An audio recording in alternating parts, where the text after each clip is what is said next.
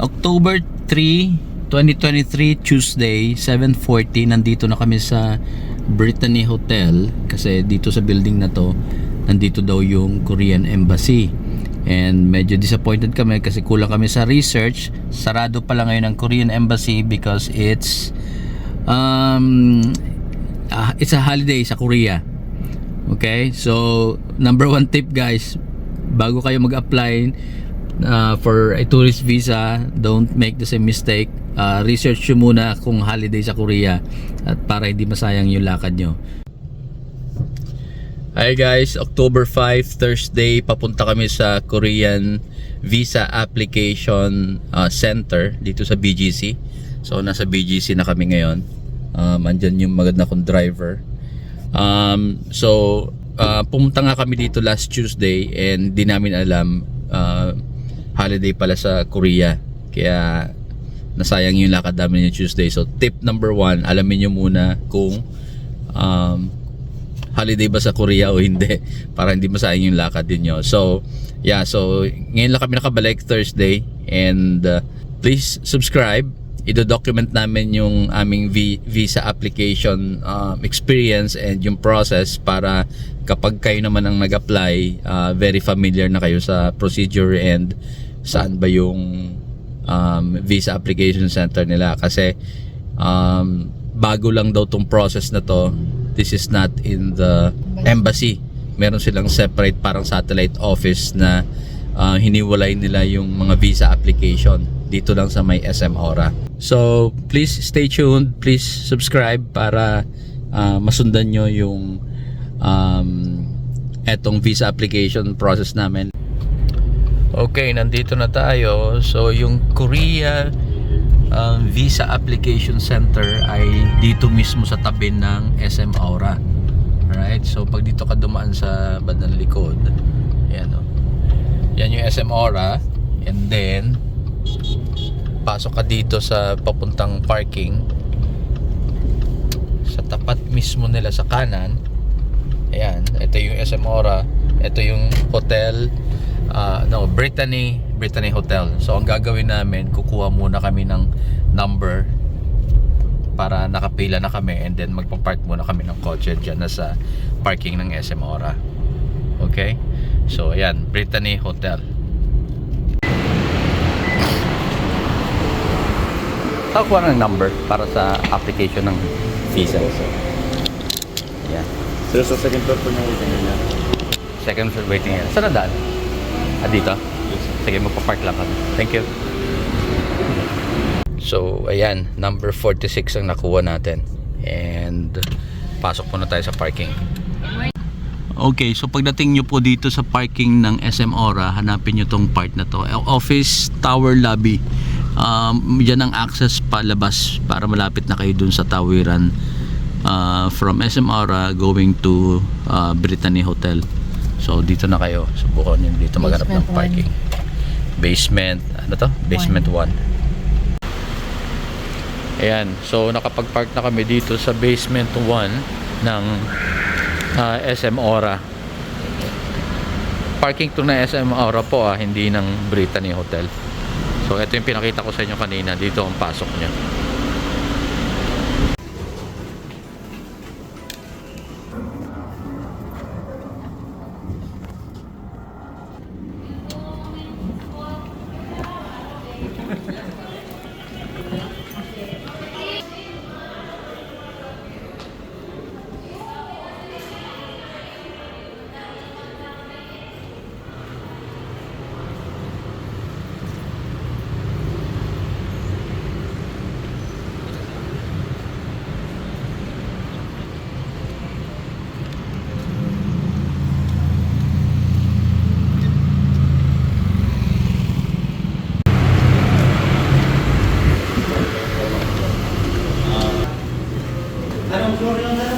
Okay, escalator. Escalator, hindi elevator.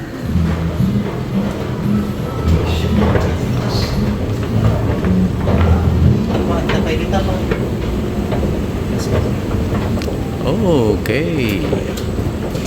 Dito ang waiting area nila. Sa taas pa.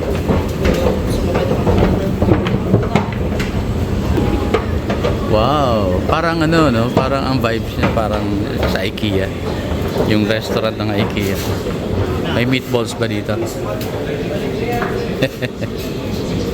Ayan, tara na, tara na. Kape na, kape. Mukhang may masarap na kape dito, ah. For KVAC employees. Oh. So, ayun na nga, number 46 kami. So, pang 46 may 45 applicants na nauna sa amin. Ayan. Maganda yung waiting area nila. So, habang nag-aantay, marami silang options dito ng mga food. So, okay din naman pala if you come here early. Meron silang decent na restaurant, maraming options, may cake, may brownies. Ayan. So sakto, gumising na kami ng maaga, hindi pa kami nagbe-breakfast, so baka dito muna kami mag-coffee. And then, so standby guys, pag-uusapan natin yung application process tsaka kung ano mga requirements. Okay, mag-order lang ako ng kape. Okay, so 7:54 AM kami nakarating kanina dun sa Brittany Hotel para kumuha ng number. And nakuha nga namin is number 46. So it's a Thursday. Di pa masyado traffic going to BGC. And I think 46 is not bad. Alright, so nandito na kami ngayon sa waiting area. This is parang part to ng Brittany Hotel dito ng Korean Visa Application Center. So dito lang ang waiting area. So we'll see kung gaano kabilis yung processing nila. Sabi 9 AM daw nag-uumpisang magtawag, and they do it by batch. So kung pwede rin up to this area pwedeng meron kasama. Okay? Yun lang po, isa lang po yung process. And if ever po, cash payment lang din po yung tinatanggap sa taas. Kung wala po po cash, pwede po tayo mag-draw sa ground floor, sa lobby. And then, yun lang po. So, may tanong po lapit lang po sa akin.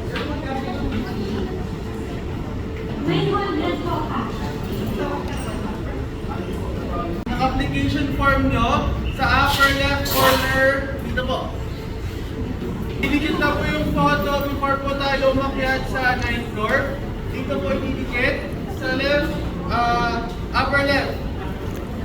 Sa front page po ng application form. Ako sa box. Ano daw yun? Sabi yung picture? So yan, na-delay, hindi ko na nakuha na agad, pero ang sinasabi ni sir dito is yung picture daw ilagay na agad sa front. Right? So sinasabi ni sir kanina, tawag dito, kung applying for a visa, grupo kayo, regardless kung relatives, related, ang importante, as long as you guys are living on the same date, traveling together, isang representative na lang daw para sa inyong lahat. So yung mga kaopisina mo or yung barkada mo, kahit hindi mo kamag-anak, all of you guys can be represented by one person na lang para siguro hindi na masyadong crowded doon sa taas. Okay, sa case namin, traveling kami as family, so mag-apply kami ng 4 visa, isa sa akin, isa sa kanya, and for our 2 girls. So hindi na namin sila sinama, and yung wife ko na lang, since siya naman nag-prepare ng documents, so siya na lang ang aakyat doon mamaya. Alright? Ayan, first batch na, 1 to 40 tinatawag na, pinapapila na. Second batch lang. Okay, so second batch tayo kasi number 46 tayo. Okay. So it's 8:31. So mga around 8:25 siya nagumpisang magtawag at mag-organize. So good. At least maaga. Akala ko mag-aantay pa tayo ng 9 AM. So around 8:20, 8:25 nag-umpisa ng may lumabas from the embassy, and mag-uumpisa na siya mag-process. So mas maganda din talaga kung maaga kayo. By the way, kung meron kayong lumang passport tapos merong valid na visa sa loob, kailangan yung dalhin para ipakita. So, for example, for my case, ito yung valid passport ko. Ito yung luma kong passport, kaya lang yung US visa namin, yung US visa ko nandito pa, which is valid pa. So, kailangan dalhin mo yung dalawa. So, kung mapapansin mo, hindi na valid yan, may butas na yan. Kaya lang yung visa, US visa ko nandyan sa loob, valid pa. So, kaya kailangan mo dalhin yung dalawa. Oh, ayan, 8:50, nagtatawag na siya naman ng second batch from number 41 to ano daw, 80. So 40 persons talaga per batch. 8:50 oh. So sakto every 30 minutes. 8:20 siya nagtawag nung first batch.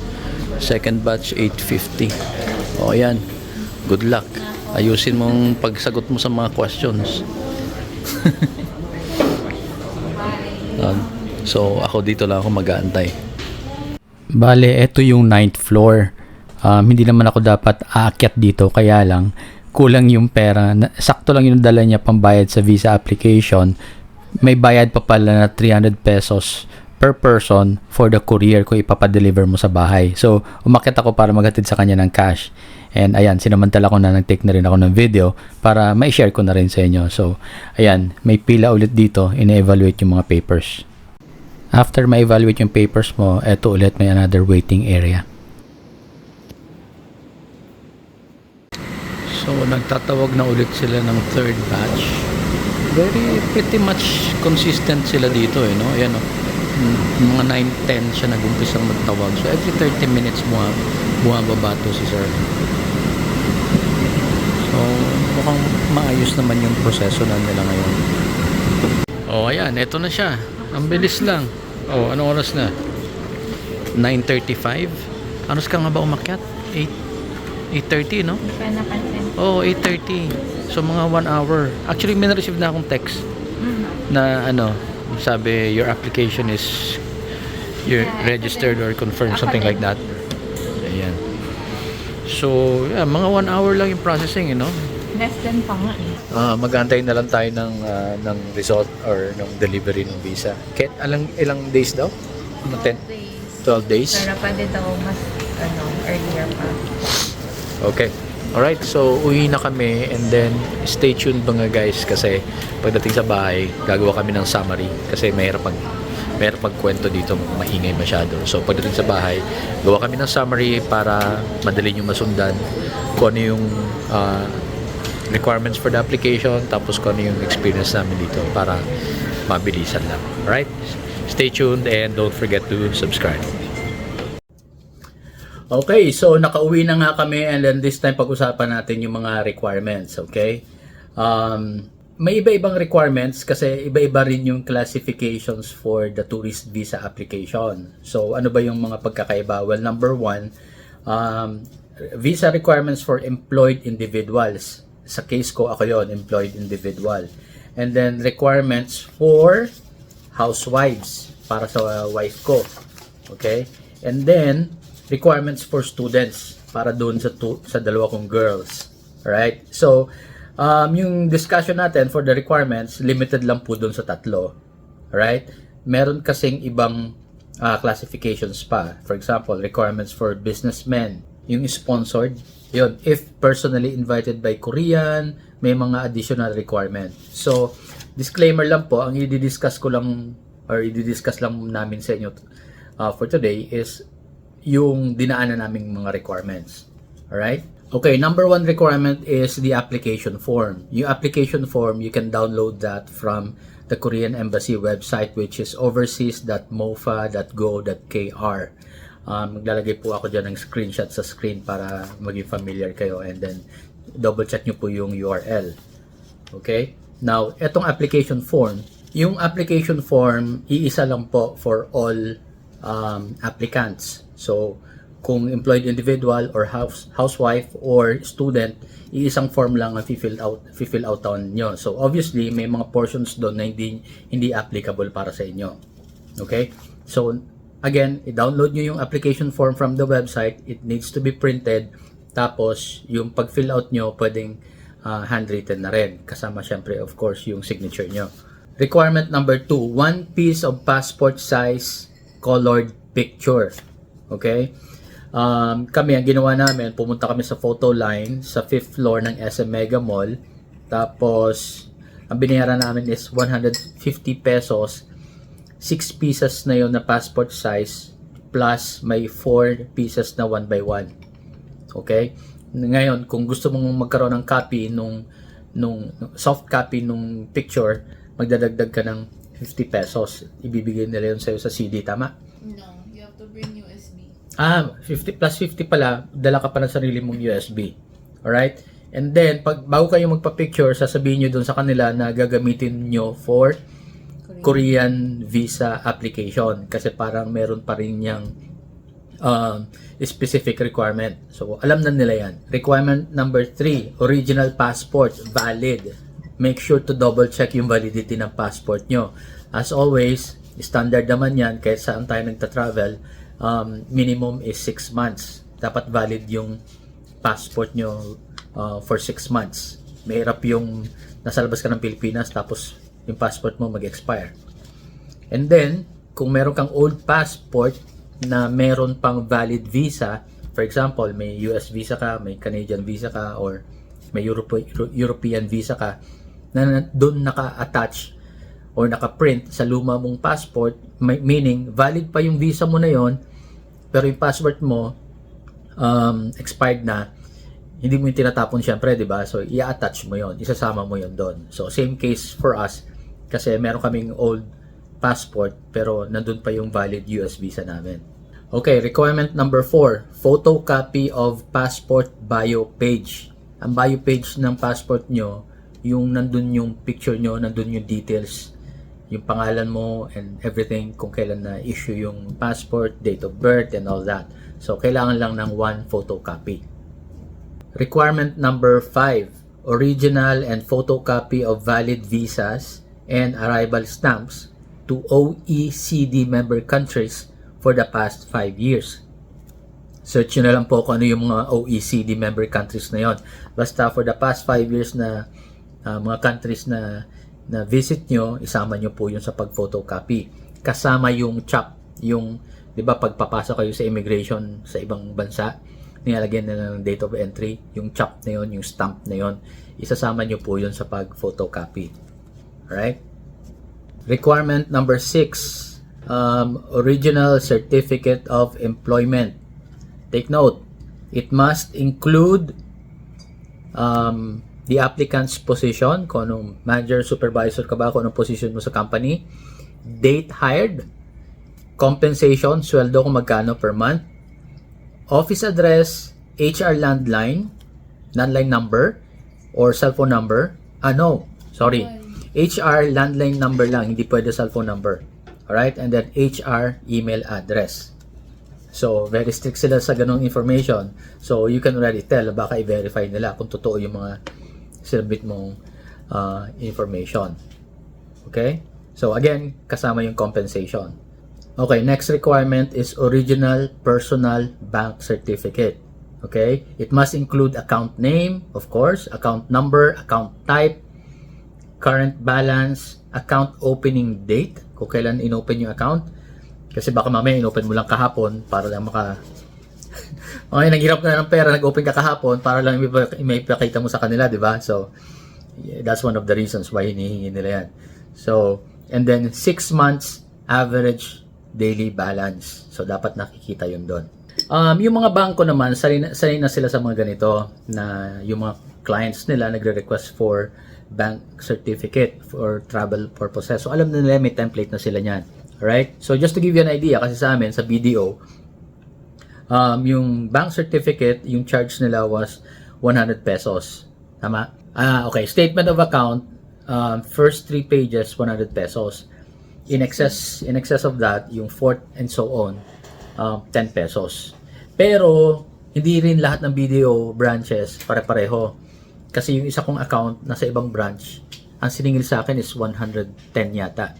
So, pero minimal lang naman ang difference. So, just giving you an idea. Pwedeng Sa BPI baka mas mahal, or sa ibang bangko baka mas mahal. Kung yung bank account ninyo mayroong passbook, kailangan din ng copy nun, original or certified copy for the past 3 months.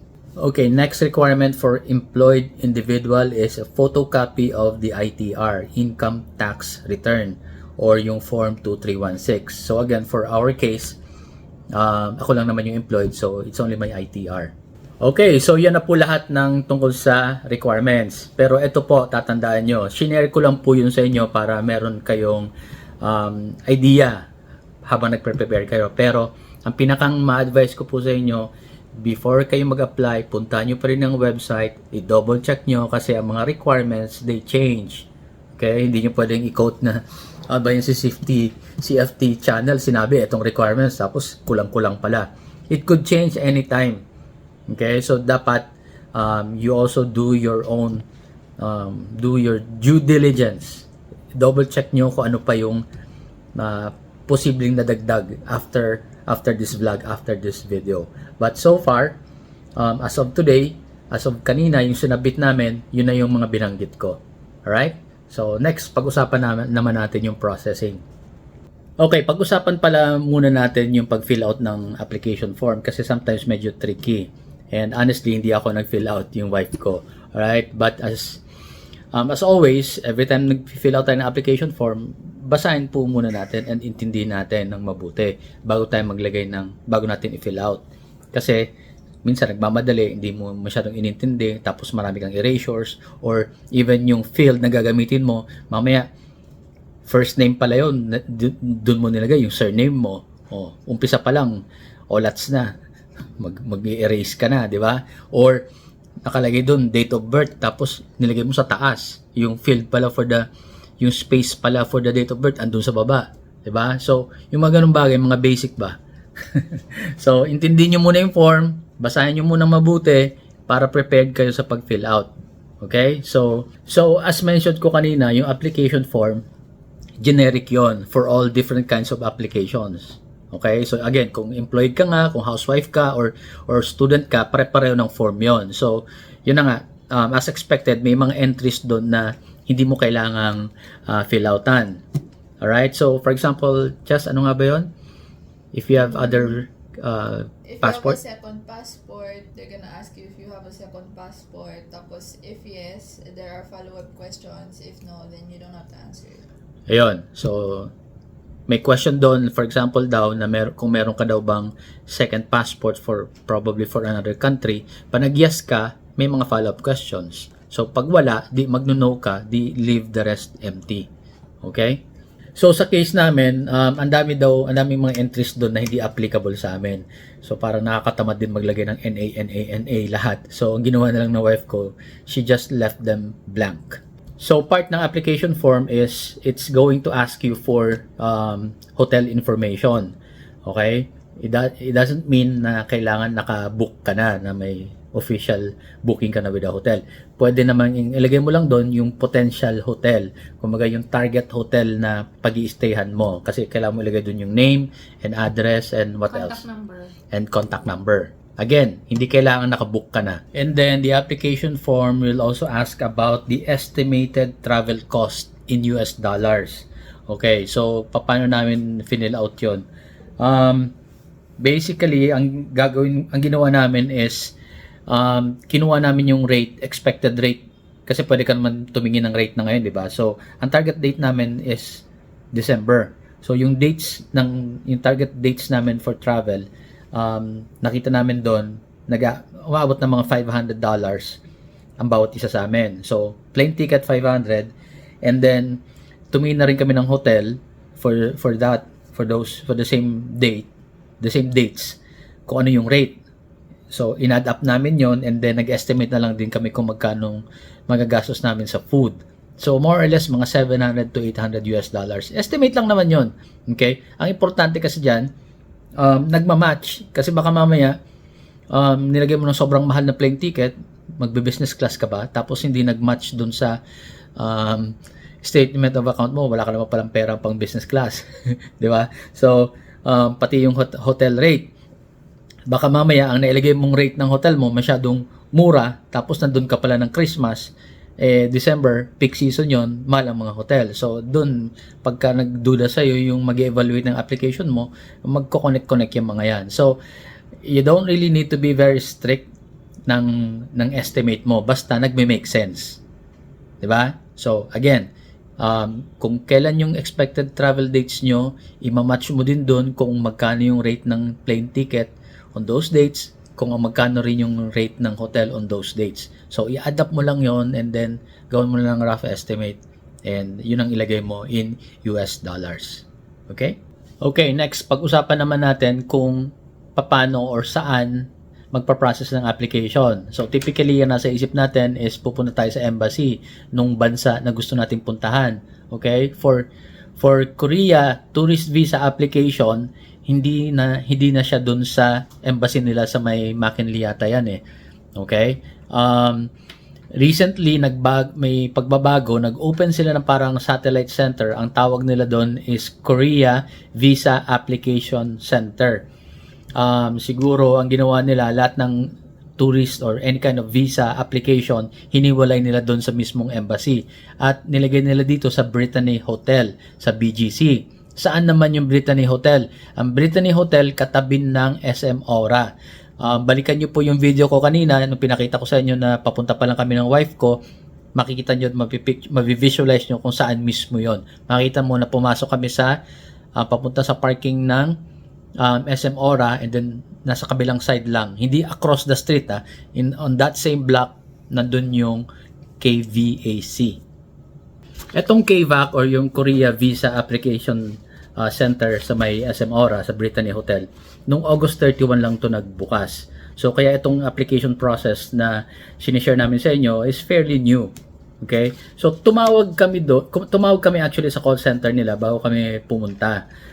Kasi akala namin pwede mag-apply ng mas maaga para mas makapag-prepare na rin ng ng ticket and then mag-book. We were told na wag daw mag-apply ng too early. Ang advice sa amin is mag-apply daw ng within 2 to 3 months ng target date ng travel. So for example, target nyo is December. So backtrack ka 2 to 3 months back. So December, November, October, September. So earliest mag-apply ka September or October, mas maganda. So for our case, mid-December namin balak mag-travel po sa Korea. Kaya eto ngayon kami nag-apply. Okay, so iba na yung procedure before na narinig ko na kailangan pa daw mag-agency and all. Eto, hindi na. And hindi rin sila tumatanggap ng reservation. Basta mag-walk-in ka lang. Okay, diretso ka na pumunta dun sa KVAC as long as, again, nandun ka nga within the 2 to 3 months period ka from your target date of travel. So, diretso ka lang doon, kukuha ka ng number, nakita nyo naman sa video ko kanina, doon sa Brittany Hotel sa baba, meron doong guard, kukuha ka doon ng number, para yun na yung number mo. Temporary lang yun number mo for sa pila. Tapos, yun, kung may kasama ka or may dala kang kotse, pwede ka namang mag-hazard lang sa may Brittany, mabilisan, kumuha ka ng number, and then mag-park ka na doon sa basement ng SM Aura, and then lakarin mo na lang papunta sa Brittany Hotel. Tinanggal na nila yung online appointment. Wala na. Okay. So, yun yung before, na may online appointment, magpapareserve ka pa, tapos kailangan mo ng agent or agency na magpa-process. Wala na yun. Wala na yun. Diretso ka na lang, pupunta ka na lang. Walk-in daw. Okay? So, yung experience namin kanina, 7:54, nandun na kami sa Brittany Hotel, kumuha kami ng number 46 kami. So, ibig sabihin, meron pang mas mga nauna sa amin. But for number 46 is not bad. Hindi yan malayo. I mean, don't feel na naka 46. Even 100 na makuha mo, don't feel na masyado ka ng late. Okay? Kasi mabilis ang processing nila. So, 7:54, number 46 kami. Umakyat na kami doon, nagkape, nagantay. By 8:20, meron nang bumaba doon na nag-organize. Tinawag na yung first batch. Ang first batch is from number 1 to 40. Okay? And then kami, since 46, nasa second batch kami, 40 to 80. And then yung third batch is 9:20 na tinawag. Every 30 minutes, bumababa na yung nag-organize. Now, Mabilis kasi doon, for example, sa first batch, 1 to 40, meron doon group sila, kumuha ng tigi-tigi isang number. So, nakakwentuhan ko yung kabilang table namin. Ang nakuha nilang number is, apat sila. So, nakuha yata nila is 26, 27, 28, 29. Apat sila. So, kanselado na yung 3. So, yung first batch na 40 na yon, nabawasan na yun ng 3. So, mga 37 na lang yun actually. Well, we don't know kung meron pa iba doon na nagka-doble-doble din sila ng number. So, kaya, mabilis. So that was 8:20 first batch. Second batch 8:50, yun kasama na dun yung wife ko. And then 9:30 tapos na siya. And ako naiwan ako dun sa baba kasi isa lang ang pwedeng umakyat dun sa mismong Sa 9th floor. sa 9th floor kung saan pinaprocess na talaga. Sa second floor na nakita niyo rin sa video kanina, dun ako nagantay. So don't worry, yung may mga kasama, pwede kayong magantay dun sa second floor. May coffee, okay lang. Medyo mahal. Tapos, may pagkain din doon na medyo mahal. Pero, maganda pumunta kayo nakapag-breakfast na. So, anyway, so may waiting area, comfortable, maluwag. At yung experience namin, hindi siksikan. So, okay din naman. Okay, so interview natin yung wife ko. So, nung tinawag ka, pagdating mo doon sa taas sa 9th floor, anong ginawa? Pagdating sa 9th floor, ano yan? May pila ulit. Isa-isa, oo. Pipila kayo sa... So, yung batch nyo, yung para second may batch. initial reviewing ng documents, and then bibigyan ka na ng another number. So yung mismong dalawang document, inisa-isa. Okay. Per initial, lang yun. And then, bibigyan ka na ng queuing number. Tapos mag-aantay ka. May parang waiting area din. Okay. May big screen sila na nandun every counter tatawag ng number. Okay. Kung anong counter ka. So pagdating dun sa yung sinabi mo na yun, may kulang, yung ni-review yung document ni Chaska, wala siyang ID, school ID. Oh, wait lang. Pag tinawag na yung number mo, aakyat ka na sa 10th floor. So may isa pang floor. Oo. Okay. Doon na talaga yung processing, yung hihingin lahat. May mga counter doon. Kung saan ka naka-assign, doon ka pumunta sa counter mo. Okay. And then, nandun na yung mga mag-interview sa'yo, and then hingi ng mga documents kung complete. So, nung nireview na yung kay Chaska, wala pa siyang school ID. Doon sa 9th floor, sabi mo, tinignan na yung mga documents. Doon pa lang hindi pa niya nilalapansin na wala kang ID. Kasi initial lang naman yun. Kaya nga, so doon Sinerk lang kung ilan kayo mag-apply, ganyan. Hindi naman okay. talaga thorough yung Okay, so pagdating sa 10th floor, nakita kulang ng ID. School ID. Oo. Kay Chaska, ngayon. And then, tinanong niya kung may cover letter daw. Sabi ko wala. So, pinagawa na lang ako ng cover letter. Binigyan niya ako ng bond paper. Yung case ko kasi, since I'm freshman, wala pa akong actual ID. So, it's not like we forgot to put the ID. Yeah, so clarification. So, naging case kasi yung daughter ko, bago pa lang sa school, bagong lipat, well, not lipat. Hindi pa sila na-issue ng ID. Nag-college kasi yung eldest ko. So, wala pa silang official school ID. Kaya di kami nakapag-provide. Hindi naman, it's not that we forgot the requirement. Talagang wala pa siyang ID. So, ngayon, pagdating doon sa 10th floor, nakita, ni-require na gumawa ng letter. I don't know, tawag lang nila doon cover letter. Cover letter is Excuse letter. it's really more of an explanation. Yeah, Basically, explanation lang. Kung meron ka siguro mga minor requirement na hindi mo na i-submit, dun mo parang i-justify or sasabihin kung bakit. So, yun. So, binigyan siya ng blank bond paper, tapos pinasulat lang sa kanya handwritten kung anong explanation, tapos pinirmahan. Isusulat mo lang dun yung address ng embassy, like Korean Embassy, address, tapos lagyan mo doon, Dear Honorable Consul. Tapos, yun, explain mo na doon kung ano mo ng letter. Explanation mo. Kung bakit walang ID. Wala ka pang ID. So, parang lumalabas, ang interpretation ko doon, hindi naman ganun ka super strict ang Korean Embassy. Dapat ganun sila, no? Kasi ina-idolize natin yung mga yan, di ba? Ang daming mga Pilipinong nabubuang sa BTS, anything Korean, di ba? K-drama, mga ice cream nila, mga kung ano ng products nila. So, I think maganda rin yung nagre-reciprocate sila na mabait sila pagdating sa pag-approve ng visa application para makita natin yung bansa nila. So, the way I interpret that, kung meron kang konting, kumbaga forgiving din sila, kung may konti ka man na pagkukulang sa requirement, pwede mong i-justify by just, writing it in that letter, i-include mo kung anong explanation mo. Okay, so pagkatapos mong masulat yung letter na yun, anong sunod? Ayun na, hiningi niya na yung passport, tapos nag-issue na siya ng resibo para bayaran mo na yung 900 pesos na application fee. Okay, just quick summary. So, ang application fee is 900 pesos per head, per person. Tapos, meron pa palang hiwalay, depende kung anong gusto mo. Pag na-release yung visa mo, do you want to pick it up or gusto mo ipa-deliver? So, pag pick up, of course, wala ka nang babayarang courier fee. Pwede mong puntahan doon. Pag courier, 300 pesos yung fee for the delivery pag within Metro Manila, 400 kapag outside Metro Manila. Pero kami, dahil malapit lang kami sa SM Aura, malapit lang kami sa BGC, nag-decide yung wife ko na pick up na lang. Kasi nga naman, 300, that's 1,200 for the delivery. Yung 1-2, magkano lang naman binayaran ko sa parking? 50 pesos. Tapos 5-10 minutes away lang kami sa SM Aura. Sa akin din yung 1-2, masarap na lunch na yun, di ba? So, yun ang pinili namin.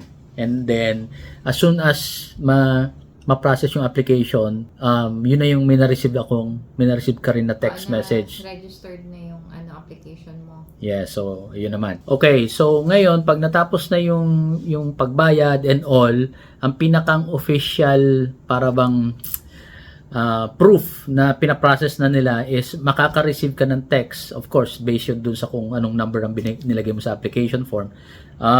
May na-receive kaming text galing sa KVAC_Phil, KVAC_Philippines, PHIL. Ang sinasabi niya rito, Korea Visa Application Center, Manila. This message is to confirm with you that your application has been registered. Tapos meron kasunod na registration number 150 blah blah blah blah. Tapos reservation name, nandun yung name ng wife ko. Tapos ako din kasi hiniwalay nila dalawa. May na-receive din ako under my name. So using this registration number, meron silang tracking system sa website nila. Pwede mong i-monitor kung anong status na nung visa application mo. Okay? Yan ang susunod nating topic sa next vlog. Okay? Aside from dun sa text message, meron ding receipt na ibibigay sa'yo. And then, ang sinabi nila sa wife ko, maximum of 12 days daw yung processing. Pero, yun nga, maximum yun. Meaning, pwedeng mapaaga.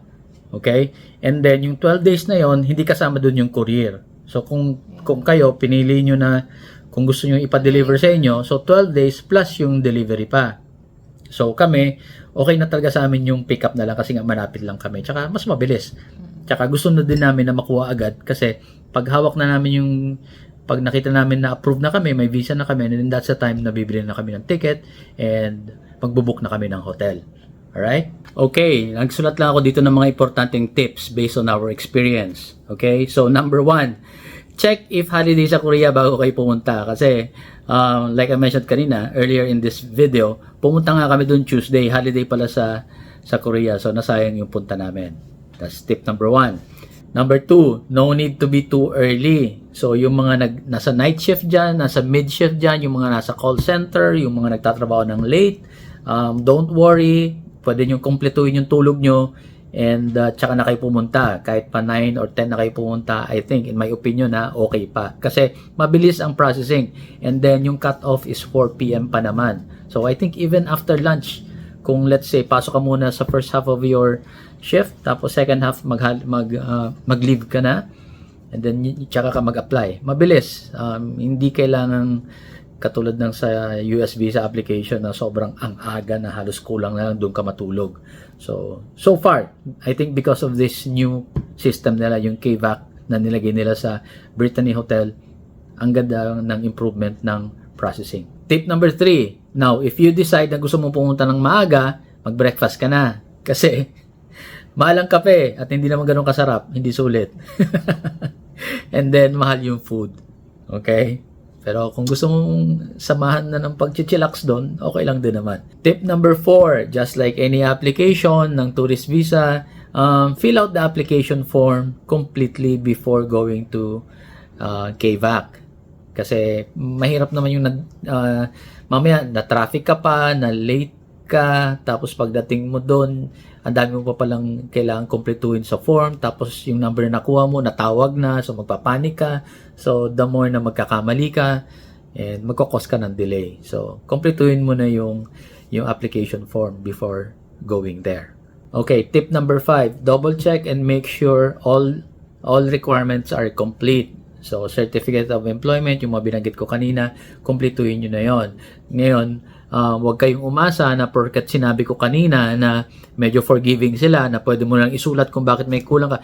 Don't push your luck too much, ha? Huwag tayong pilosopo, huwag tayong makulit.